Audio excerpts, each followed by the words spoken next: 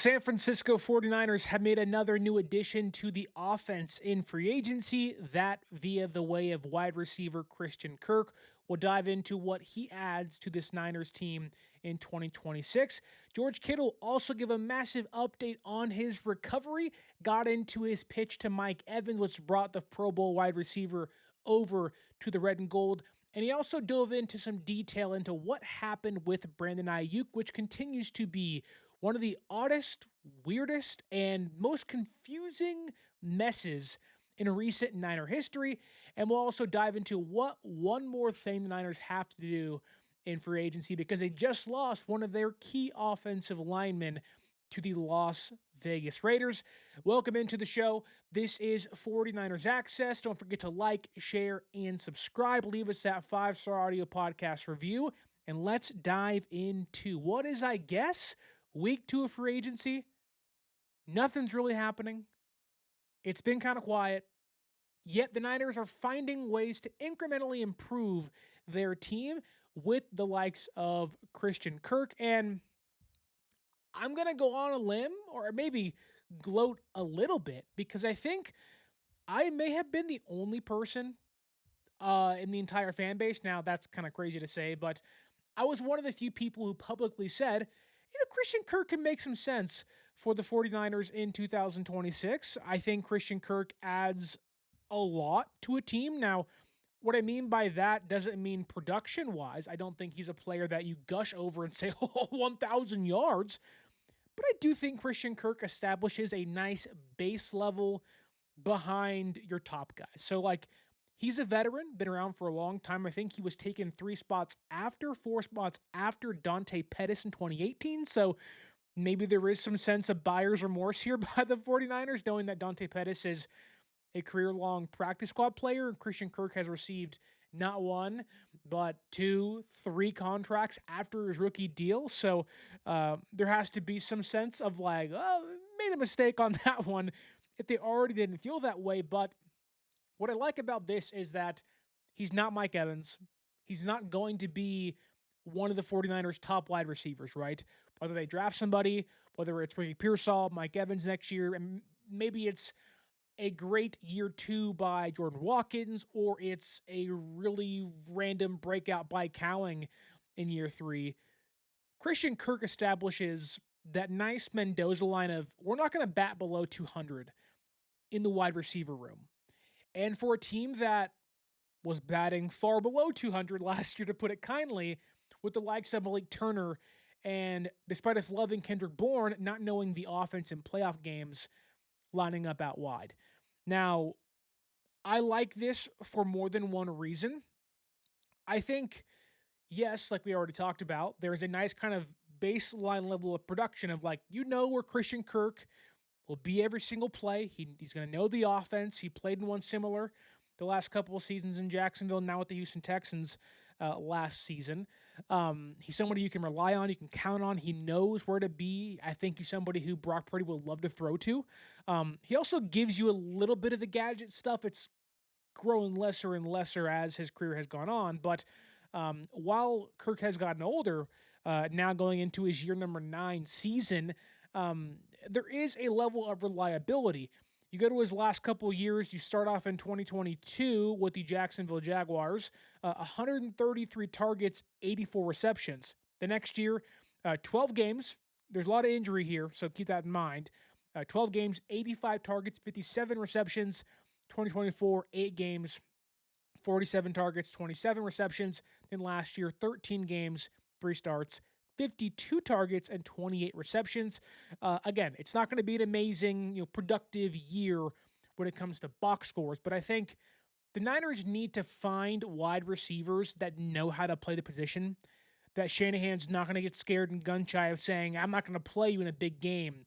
Or you don't want to walk into next year of we're relying on and banking on Pearsall being healthy and Watkins being, the next great thing in year 2, and Cowing finally being able to play a football game after his first 2 seasons. So I like what Kirk brings.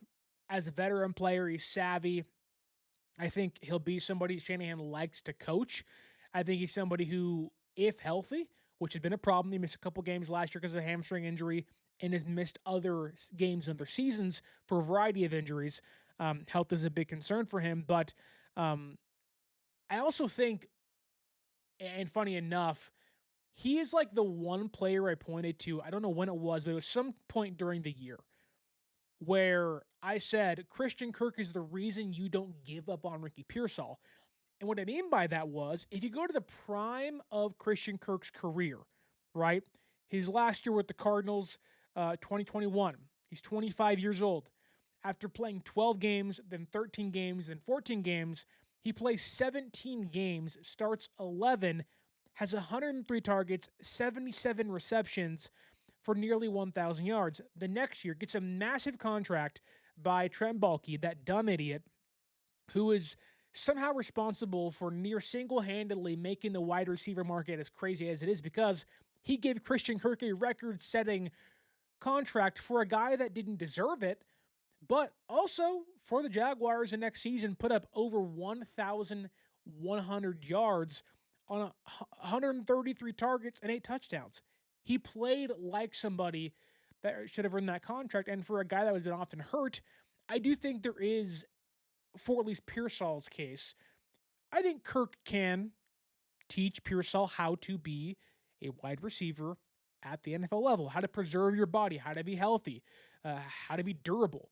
That's one thing Shanahan called out Pearsall for in his kind of end of season press conference of, you got to be healthy.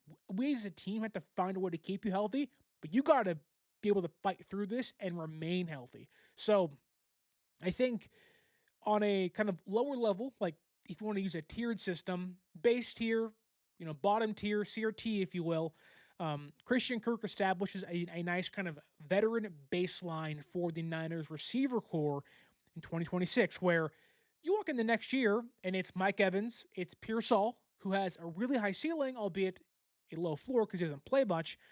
You plug Kirk in there as your slot receiver, your third guy, your fourth guy. I also think that if you want to talk about, who replaces who, you lose Bourne, you lose Jennings, you lose Sky Moore. Mike Evans is kind of the Juwan Jennings replacement, if you will. Then I think Kendrick Bourne gets replaced by Christian Kirk in some roundabout way, but I think really Christian Kirk replaces Sky Moore. And or maybe even to a different degree, Christian Kirk replaces what they want Jacob Cowing to be. And Jacob Cowing at his lowest level can replace Sky Moore as a kick returner. That's kind of confusing, so I apologize, but I hope that made sense of Evans replacing Jennings, Cowing replacing Moore, and what the Niners project Cowing to hopefully be if he's not going to be, or if he can be healthy, that will be Christian Kirk. And if you can't be healthy, then Kirk becomes your third receiver. Now, they're going to draft somebody. They kind of have to at this point in time, whether it's round 1 or round 2. I think we've kind of all come to the consensus that round 1 or 2 will be a receiver in some capacity. Maybe they go edge in there as well. Maybe guards a round 3 or 4 pick in this year's draft. We'll have to see what they do and who they talk to in the next month or so. But I think, what Kirk doesn't bring, and I think it's something that Pearsall, unfortunately, I think kind of has to adapt to, because, Ricky isn't really a yak receiver. And I think one thing we've talked about plenty on the show is that if Pearsall can establish himself to be Tyler Lockett, then you're golden. You're like, this is perfect. He's perfect.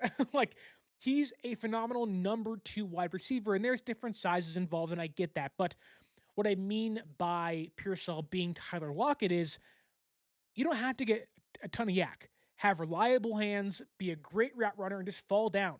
Can you extend plays? Can you get your feet in bounds? Can you have insane chemistry with your quarterback? Whereas right now it's like the chemistry is great, but you can't be healthy.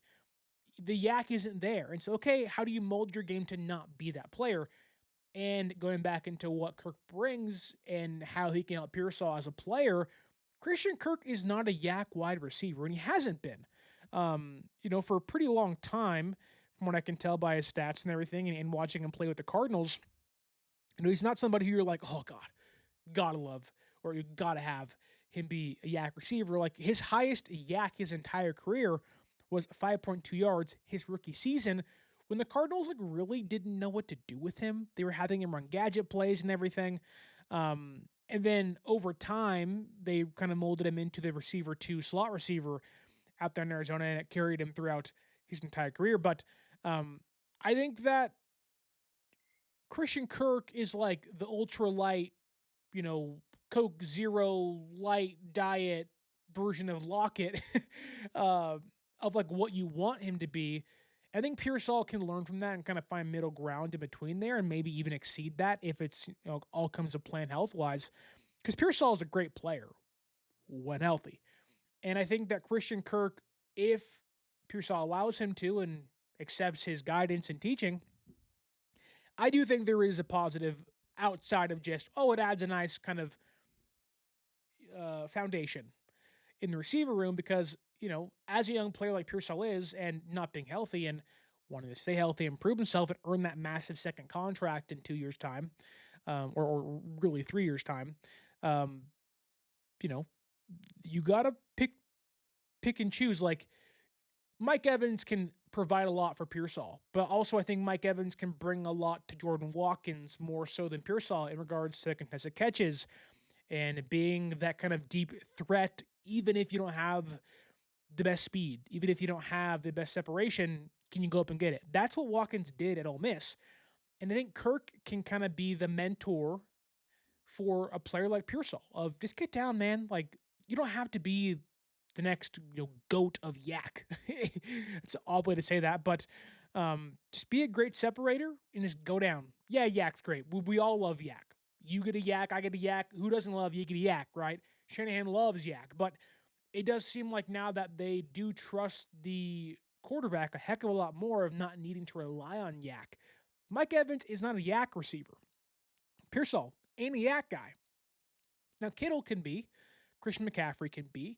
But those guys are more often underneath players that can get yak on short yardage where you want Pearsall running downfield 15 yards, 12 yards, or a route. You want Evans running down the field, 20 yards down the route. And so that's where I think this comes into of like, one, it shows immense trust in Purdy, which we already knew that was there, but you're not over reliant on, superstar after the catch guys to win you football games. Now you have a quarterback who you believe can throw the football accurately and efficiently, 12, 15, 30, 50 yards downfield. And the core of receivers is built that way now. Now, they may go in the draft and go find Chris Bell or, Casey Concepcion and find the other yak dude to mix in the bunch they currently have, which I wouldn't be against inherently. But I think as much as Christian Kirk and Mike Evans signings are just improvements in general, I think one, there's clear of like, we want mentors and mentees with the young receivers, but also it's a good indicator as to how much they trust Brock Purdy. We don't need you to carry us offensively. Deebo Samuel and Brandon Aiyuk and George Kittle in your prime and Christian McCaffrey 4 years ago. Really 5 years ago, if you think about it. Geez, time has flown. But now we trust the quarterback to, be the main reason the ball is getting pushed downfield. So I think it's pretty cool. That's what you wanted when you paid Purdy all this money. And I think it's what you're getting. I saw it last season where, while yak is cool and it's important and you want to have the explosive after the catch stuff, I think they're going to go to the draft for that if they can get it. But I think in regards to free agency, I think they're doing a pretty good job overall improving the room, getting like good value for people. Like Mike Evans is basically a 1 year, $14 million deal. Christian Kirk, I think it's like a 1 year, $6 million deal. And so for $20 million, which is reportedly what Jawan Jennings wants, you got Mike Evans and Christian Kirk, who can be your receiver 1 or 4 or 3 on a really good day for Kirk. And look, like last year wasn't a great year for him. 28 receptions, not a lot of yards and 1 touchdown. So let's not get too far ahead of ourselves. But I do think he brings something to the roster. And again, kind of reversing our conversation somewhat back to the yak stuff. Mike Evans was the 227th receiver last year in yak. Pearsall, 229th. Christian Kirk, 180. Whereas Deebo Samuel and Brandon Aiyuk in 2023 Deebo was 1, Aiyuk was 8. So a wide variety of receivers now in the room, albeit many of them not really yak guys. You also have to wonder like what Christian Kirk's season was last year, because he wasn't healthy for a lot of it. And he had a really big game in the playoffs against the Pittsburgh Steelers, who their defense is probably more name value now than it actually is production, but still. He had 8 catches for 144 yards and a touchdown. So it's not to say that in the playoffs, Kirk wasn't a reliable receiver, a reliable target. And if you're going to lose Jawan Jennings, who is uber clutch and uber reliable, well, you got to find somebody like that, albeit, 6 inches shorter, 5 inches shorter, and about 40 pounds lighter. So I like the move. I think it's a fun one. I think it's kind of the, fallback. Hey, we didn't get, we can't get Juwan back, or, Deebo's not going to come back. And I think this all kind of puts that to bed, thankfully, that Deebo's not going to be back next year. You don't sign Mike Evans and Christian Kirk and then say, Deebo, come on down, because then your room gets really too crowded.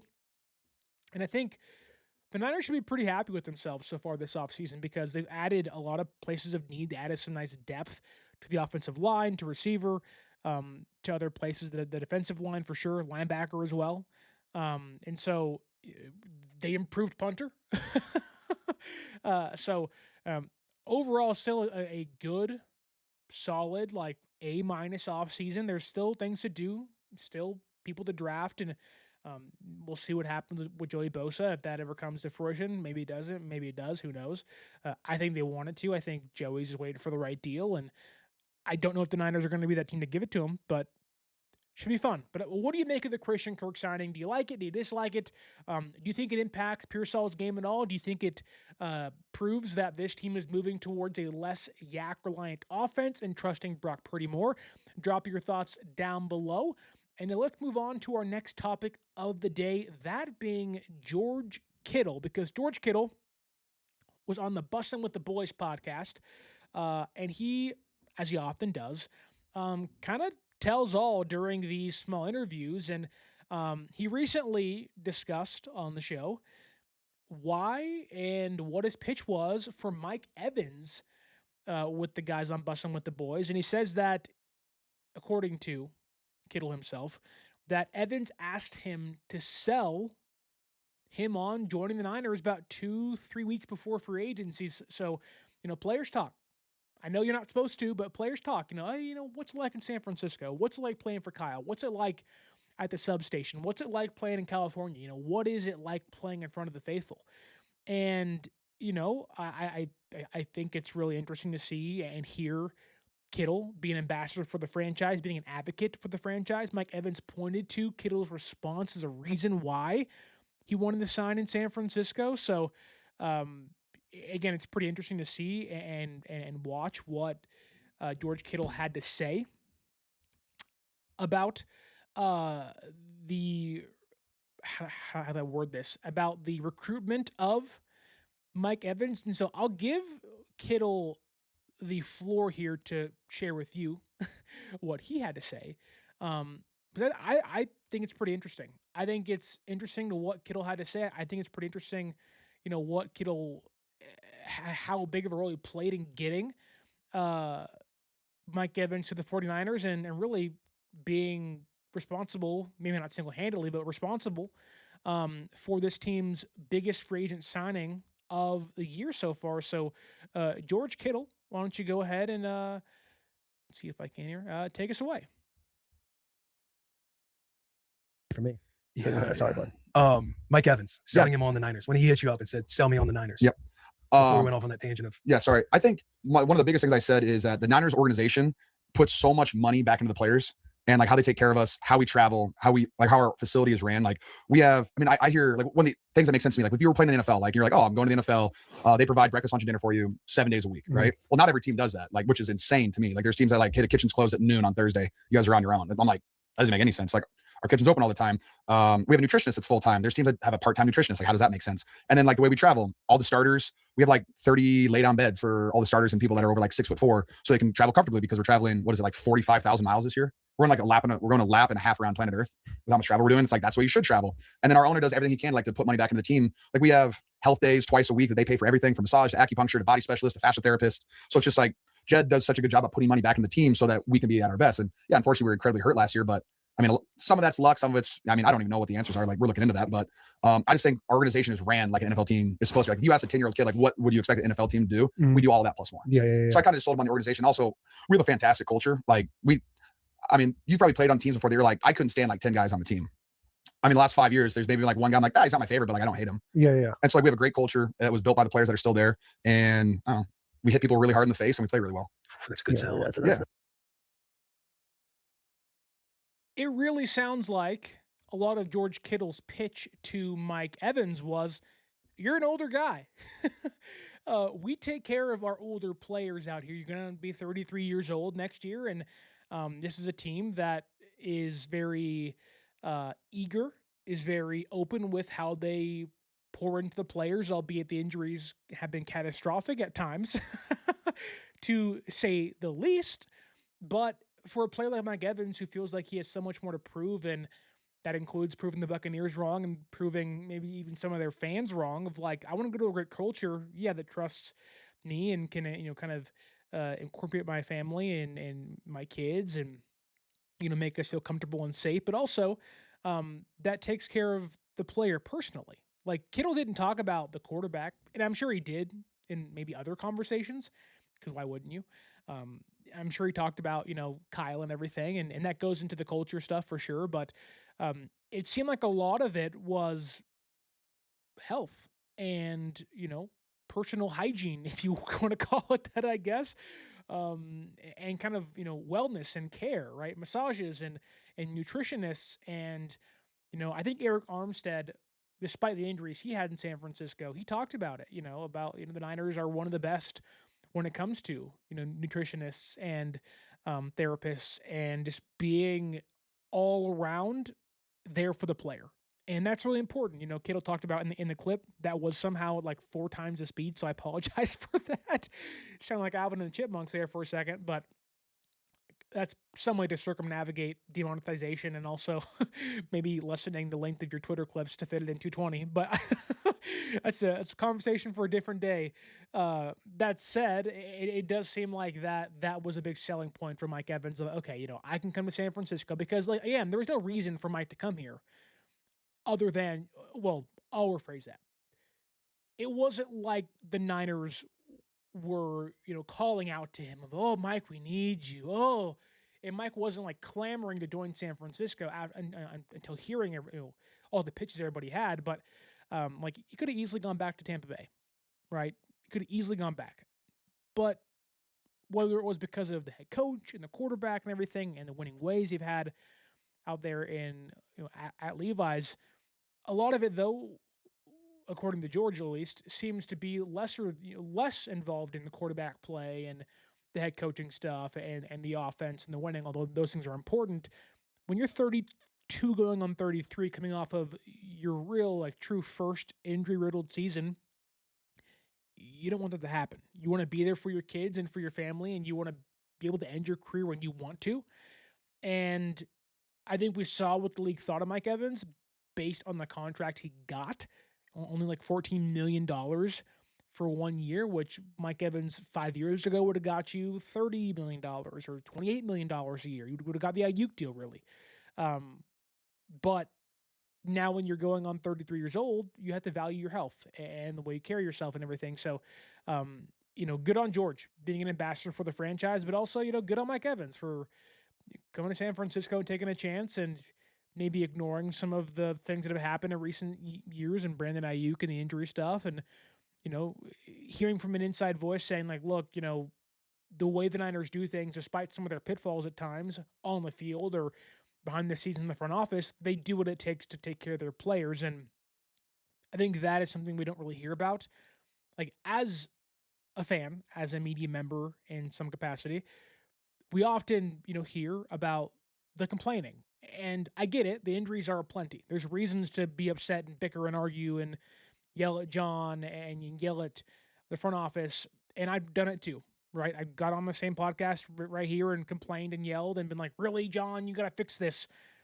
But from the inside, it doesn't seem like, although the injuries suck, they're not chalking that up to they don't take care of us in the back. Like the Niners do put their players in positions to be healthy. They just don't. Now, that doesn't include training. That doesn't include practice. This just includes the behind the scenes stuff. So we can bicker about practice and training and dynamic stretching all we want. That doesn't include that. It just means like from the back end, you are treated like your first class. You have to go to Australia, then Mexico, then all around the globe in the country playing football games. They're going to give you lay down beds for guys over 6'4" who are ginormous, which Mike Evans is 6'5". That matters. That differs. And it shows, we're pouring back into our players as much as they're pouring out for the team, the organization, the fans. And the players earn money. The players earn the team money. And it's good Jed, for all of, again, his pitfalls and faults, is pouring it back into, said players, which, some owners don't. Talk about the Browns or the Bengals, and they don't. Like, we can bicker all we want, but, like, the Niners are one of the better run organizations in football, just not when it comes to training and practice. And sometimes with the front office, because get Trent's deal done. That's ticking. That clock is like a week away. Come on. Come on. But continuing here with George Kittle, I'm not going to play the clip because it's like 5.5 minutes, and it's no point in doing that. But a lot of the draft talk, the free agency talk has been kind of based on Niners need a tight end, and we're all happy they re-signed Jake Tunges to 2 years. But, a lot of us out there were saying, do they have to draft somebody? They have to go find a free agent and, find the kind of bridge to getting Kittle back. And that was some of my thoughts. I had mentioned Tyler Higbee before he re-signed with the Rams this past August during free agency. I've mentioned Charlie Kolar, who is now with the Chargers now. Brock Purdy's former Iowa tight end. Iowa State tight end. Sorry, don't want to get that mixed up, George and Brock. I know you care a lot about that. But someone mentioned Kyle Pitts via trade or something else like that, or drafting somebody in the first round. But we did get a really good update from Kittle on his recovery, and I'll read it for you here. Kittle's exact words were from Dr. Neil Elatrash, who has done almost everybody's surgeries in the NFL the past couple of years. I'm pretty sure he did Purdy's UCL. I'm pretty sure he did a lot of Garoppolo's injuries, which he's still kind of healthy. Like, he hasn't re-injured the same the same leg or whatever. He did Max Crosby's recent knee surgery. He's been at the forefront of NFL surgeries the past half decade or so, if not longer. He's one of the best in the business. I'm sure he's a millionaire by this point. But he updated Kittle on his surgery and said, quote unquote, "You are right where you want to be. You're going to play next year a lot of football." That in itself is a great sign, because many of us, including myself, have also said, George could come back by week 1, but there is a fear of, like, you may not see him for a long time because Achilles are tricky. Now, we do know that Kittle's injury was not as severe as it could have been because of the placement of the injury. There was no screws placed in his Achilles, so it's a good thing. But there was more good news, because you can be projected, maybe even in some cases predicted, to play football again, and be good again. And like Elatrash says, you're going to play next year. That doesn't always mean you're going to play week 1. Doesn't mean you're going to play week 5 or 6 or 10. It can mean we'll see you come playoff time, right? However, according to Kittle, he's out of the boot, been out for about 2 weeks now. So early March, he was out of the boot. Great sign for his recovery. He is kind of on and off crutches, doesn't use them in the house. Also good news, but uses them out in public. So there's kind of a back and forth there. However, he'll be off crutches in about 1 to 2 weeks. So early April, late March, maybe, that he'll be off crutches. So a good sign there. Pre-draft, being off crutches, walking by himself. He says rehab's going great and he's trending in the right direction. So again, kind of a drier day of content in regarding to, no big name signings, and it's not massive trades, but we have gotten some good news from Kittle in his update, and kind of some interesting stuff in regards to him talking about Mike Evans and recruiting him to San Francisco, and also Christian Kirk and what he can bring to the offense. But there are two more things I want to discuss briefly, and then I'll send you on your way. I'm also not going to play the clip. I think it's too long, so I apologize. It's about 2 minutes long, and I don't want to get demonetized, so forgive me for this. But I will read it off to you, so hopefully you don't hate hopefully you don't hate the sound of my voice by now. But anyways, where Kittle talked about some good stuff, Evans and his recovery, he also talked about Brandon Aiyuk, and I have put my tinfoil hat on at times around Christmas. You can go back and watch the episode. I think Jay Glazer had a big report about what transpired with Brandon Aiyuk when it was happening. I think a lot of us were expecting him to return at some point, despite maybe some issues that were being had behind the scenes. And, that clearly isn't going to happen. And it's been confusing. It's been puzzling. The timeline is still kind of muddied. I think we can all agree, though, that both players in this, that being the player himself, Brandon Aiyuk, and the team, deserve fault, whether it's how they handle negotiations, how they handle the relationship pre-negotiation, during negotiations, and post-negotiations. But I don't want to villainize Brandon Aiyuk right now, because I do think I'm sure there's more to the story than we know. I think the Niners control the narrative. I think, however, Brandon is letting them do that, and I think it best suits him to let them do that. I also think that he doesn't really have a leg to stand on either, because I think he did mess up the recovery. I think he did not do what he was told to do. Now, I don't know what that was, whether it's being on time for certain things, meeting certain check marks. He just didn't do what he was supposed to do. And that led them to getting rid of his guarantees, and ultimately at some point in the next, 3 months or so, getting rid of him as a whole on the team. So that said, Kittle kind of gave us a little bit more insight into the timeline, albeit, again, it's still very unclear as to when things happened, why they happened the way they did, and what led exactly to the Niners saying, basically, get the F out, a la the WWE 1999, I think, or 2000. If you get the reference, comment down below. If you don't, move on. That said, Kittle said, the last time I saw Aiyuk, he was kind of at training camp. Kind of not, and then he was in and out of the building throughout the first couple weeks. So this lines up with what we know. We also need to put in there that his guarantees were revoked in like July. So he was still coming around even after having his guarantees revoked, which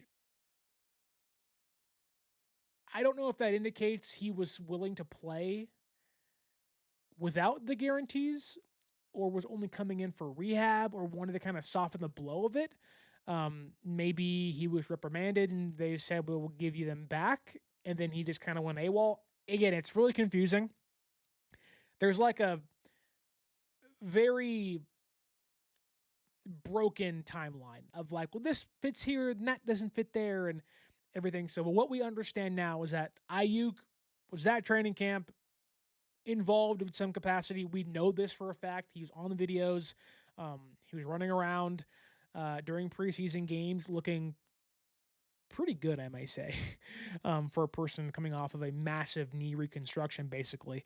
Then Kittle adds, I started going out to see him in the weight room because he didn't go into the locker room or the training room anymore, and he would just go to the weight room, do his rehab, and then Kittle said he would go see him there because he wasn't going to meetings. Again, this adds up to what we've seen and heard throughout the year about, Kittle or Aiyuk, excuse me, Aiyuk kind of just going AWOL, not going to meetings, not really being involved with the team, more so kind of sticking to himself, checking off the box of going to rehab, kind of doing his weight room. It's free, mind you, so why wouldn't you do it? You're insured at that point, so if you get hurt there, you have insurance. So in that case, it benefits Aiyuk to do his workouts there, but just be kind of not involved in any team activities whatsoever. So again, the adds up. We've known that for a long time. Aiyuk was coming earlier before anybody show up, and he was leaving before media got there, other players would get there, or around the time those things were happening. He was never seen at practice, I don't think, until sometime like in September, maybe early October at the latest, but I think it was early September. So about, week 2 or 3 of the NFL season. Maybe even a little bit. Yeah, I think it was week 2 or between week 2 and 3 stopped coming. So this adds up. We've known this for a long time. Again, that's still, 2 months removed from his guarantees being taken away. But from a player standpoint, it benefits you to do free rehab at the facility because, well, it's free. And if you lose your guarantees, albeit you still got a lot of money in the bank, you're a lot less richer. So free becomes or takes on a new meaning, if you will, for Brandon Aiyuk. It does seem like, that Kittle would go see him in the morning and in his own words would say, like, I'm your guy. I love you. Like, you're my brother. We played together for, about half a decade or so. And like, I'm here for you. But he also mentioned like, Aiyuk kind of wouldn't reciprocate that, or at least, wouldn't be as vocal in return. I'm sure Aiyuk felt pretty down, whether it's because of the injury. Like, that does seem to be in part kind of erased from the equation. Like, Aiyuk had just gone through probably one of the tougher, well, I won't speak for him, but on the outside, one of the tougher negotiations this team's ever done, if not the hardest one. It's like this and Bosa, right? And he goes through that, and we don't know what they said to him. We only know that things got kind of ugly behind the scenes. And so there's reasons to believe that maybe there's some feelings hurt. And then 7 weeks into a season, which you're not playing well, half the fan base is upset at you. The front office is like, holds a grudge over your head, and then you get hurt. And now you have to recover from, 3 torn, tendons or whatnot, but ACL, MCL involved. And the mental side is like a battle. And so I don't doubt it if Aiyuk was a little depressed. I'm not going to say he was. I'm not going to speak for him. But, like, that wouldn't shock me. And so maybe Aiyuk did withdraw because of that. Now, I have no facts. I have no sources on this, so this is all hearsay. But, sometimes it's really hard to come to a place you're not wanted. And the Niners sounds like, were eager to get rid of his guarantees and kind of rid themselves of that deal immediately after it was signed. Again, that contract like near single-handedly reshaped how they do contracts and what they can do with the roster last year especially. And so if you're not wanted somewhere and you're going through a massive rehab, you don't really want to be around your teammates sometimes. You don't want to be in team meetings. You want to feel like you're wanted. We all been at an employer at some point in time in our lives, whether you're 18, 16, or you're 64 going on retirement. Sometimes like you go to a place you aren't wanted, you don't want to come in every single day. You don't want to work 9 to 5.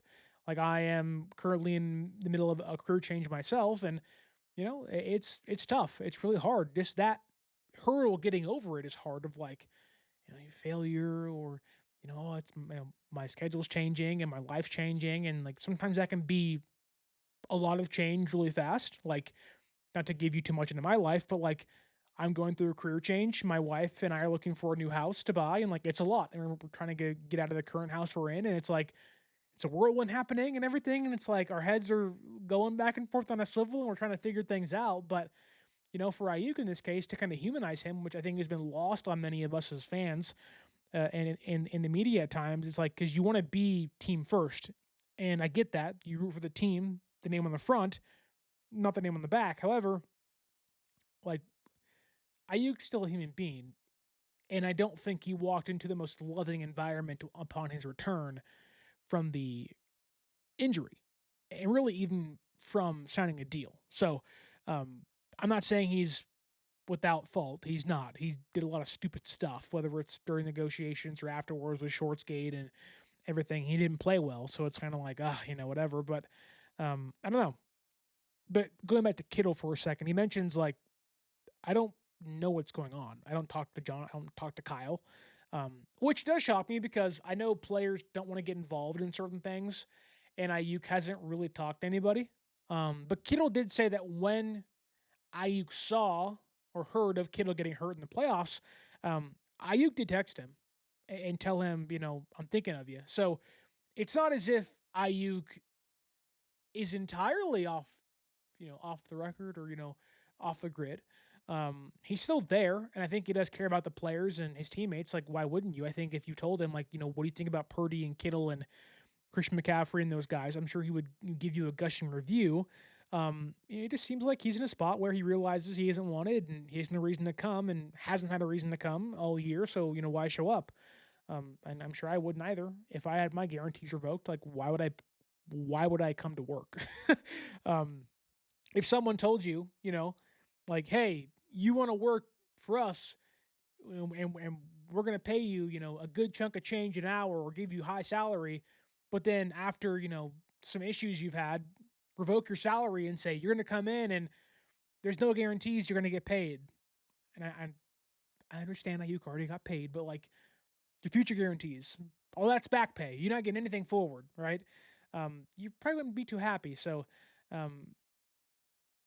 it's still confusing.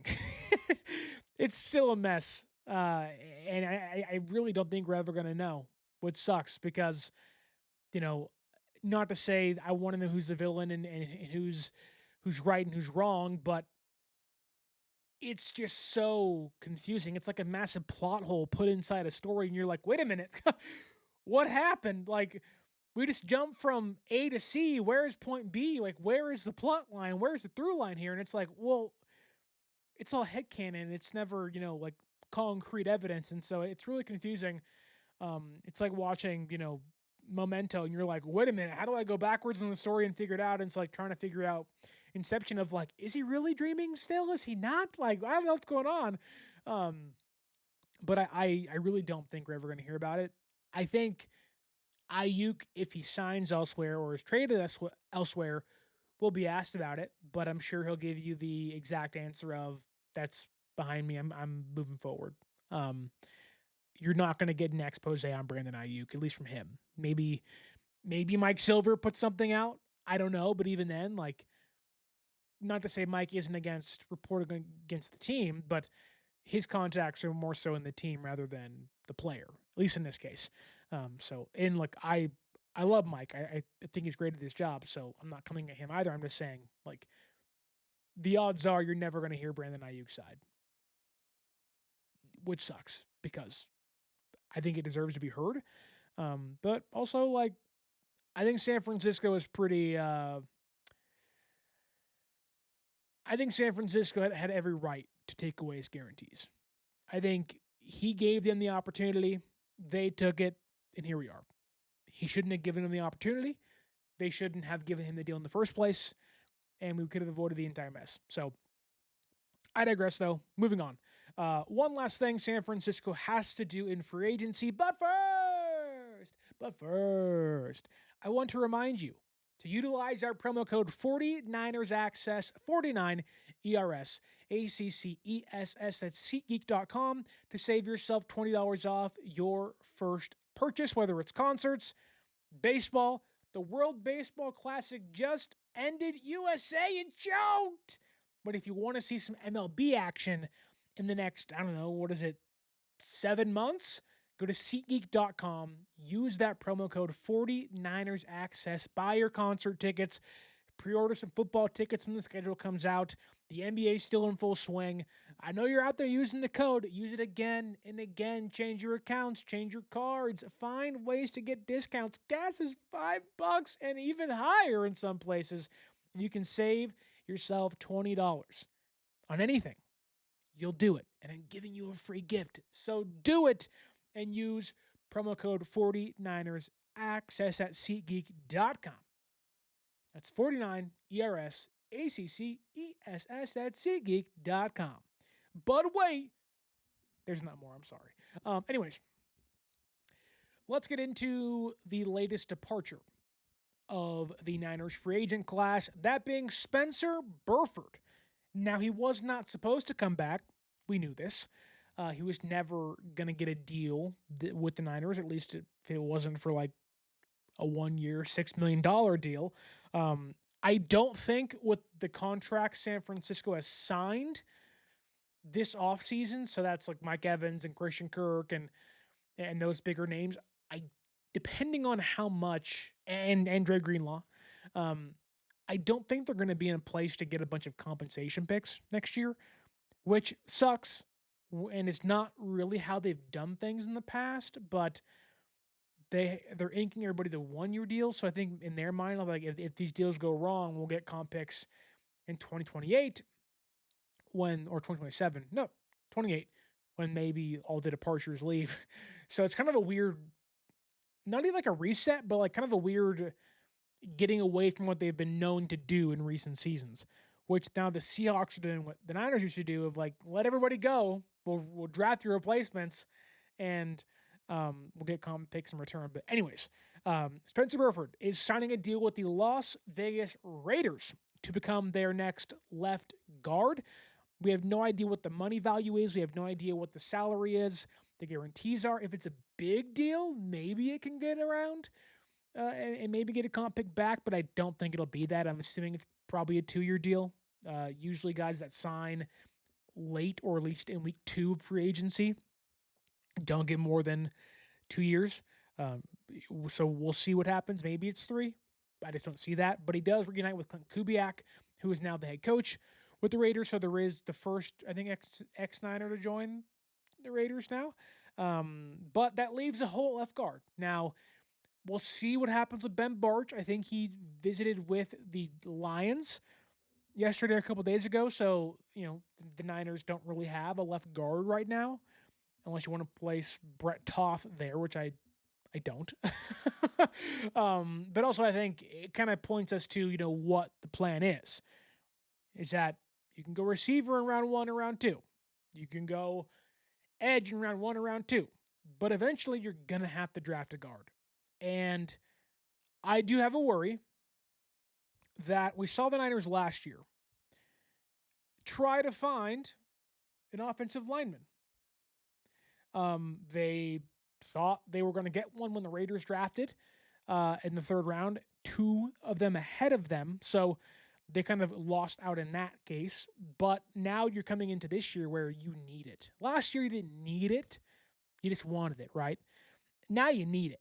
Because unless you're going to sign Joe Bitonio, which I wouldn't be against for like 1 year, but you're going to have to coerce a guy who's 12 years into his career, 10 years into his career to come over to San Francisco, and like Mike Evans, he might retire. So it'll take a lot of coercing and convincing. Now maybe George Kittle's on the phone, who for all we know, and for 1 year I don't mind it, but Wyatt Teller didn't make any sense. All the other guys that made sense, Elijah Vera Tucker, John Simpson, Dylan Parham, maybe they can go Brady Christensen still, but that's, off an Achilles injury. And it's like, do you really want to do that at left guard? Despite him playing left guard, I think his worst position is left guard, in my opinion. He's more of a left tackle, right guard, right tackle guy, but can play left guard and center for you in a pinch. So they're kind of in a bind. They can bring back Ben Barch, but that doesn't fix your problem. It, in a way, kind of creates a new one because he's never healthy. But to me, it does lead to, and has been leading to them likely gonna draft a guard. Not because you want to, now because you have to. Unless they're going to swing a trade or again sign Joe Bitonio, which I don't think will happen. But I've been wrong a lot this offseason, so keep continuing to shock me, San Francisco. I won't mind, I promise. I just think that, and now you don't have a 3rd round draft pick. So whether it's round 1, 2, or 4, and you got 3 4th rounders, and maybe you can trade up, but would you want the 49ers to take less picks? I don't think the fan base would be truly happy about that. Now you can trade up and then trade back, in round 1 and net some more draft picks in return and kind of get yourself more to that day 2 sweet spot, which I wouldn't be against entirely. So there's a lot to maneuver, a lot to still go through, but as of right now, that being March 17th at 9:08 p.m., I don't think the Niners are going to sign another free agent that isn't named Joey Bosa. Now, maybe I'm wrong. That's okay. But it does seem like all the signs are pointing to the Niners are going to draft a guard because they have to.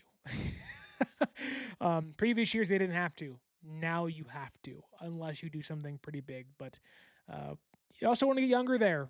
You want to have cost-controllable left guards, knowing Trent's like, give me all your money. He's like a freaking money vacuum of like money, like Mr. Krabs out there from my 90s and early 2000s kids. Like, he's just a freaking money-guzzling left tackle, which, cool. If you're worth it and you're good, awesome. But when you do that, gotta get younger and cheaper. So go draft a left guard and fix your real, like, true last hole that isn't safety, which you can find safeties on day 3 in the draft this year. Bud Clark from TCU is one of them. So we'll see what happens the next few weeks or months. There's a lot to go still. We have over a month until the draft. We're reaching the kind of dead area of the NFL offseason, which means draft content's almost here, baby. When the views start going down, we pop out the mock drafts and say, get them back up, right?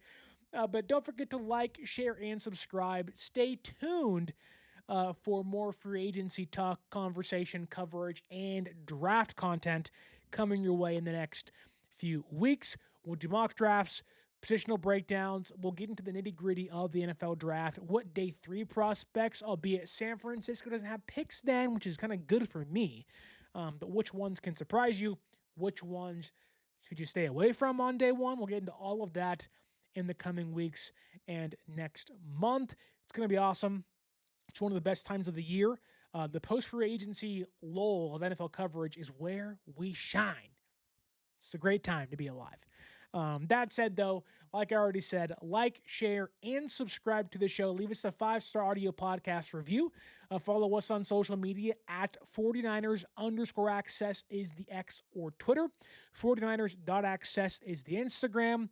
And use our promo code 49ersaccess, 49ERSACCESS at SeatGeek.com to save yourself $20 off your first purchase. And as always, my name is Sterling Bennett. Enjoy the rest of your week. Hope to talk to you soon, and stay faithful.